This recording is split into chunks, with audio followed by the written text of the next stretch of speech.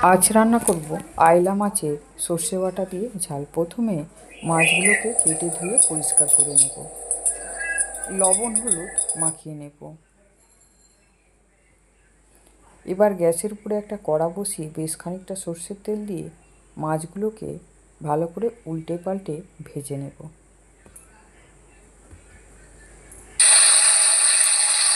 তিনটে কাঁচা লঙ্কা আর 1 টেবিল চামচ সর্ষে ভালো করে শিলে বেটে নেব।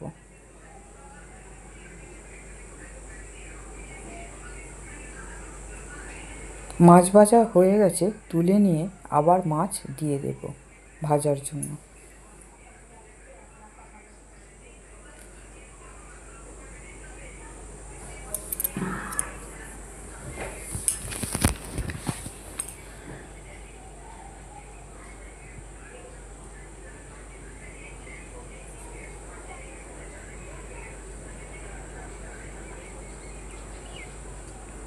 এবার ওই তেলের মধ্যে 1 চামচ কালো জিরে ফোড়ন দিয়ে বেগুন কেটে রেখেছি, বেগুনগুলোকে দিয়ে দেব।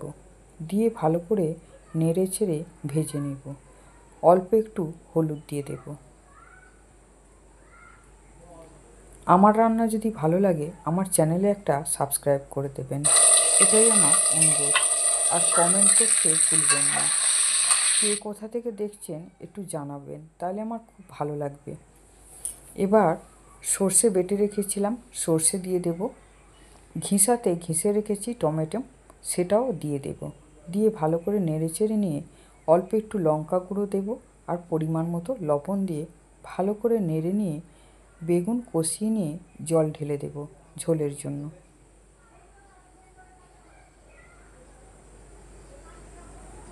দিয়ে ভালো করে নেড়ে চেড়ে নিয়ে একটু টাইম ঢেকে দেব। তরকারি ফোটা পর্যন্ত অপেক্ষা করব।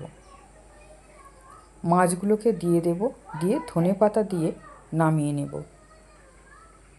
এই আমার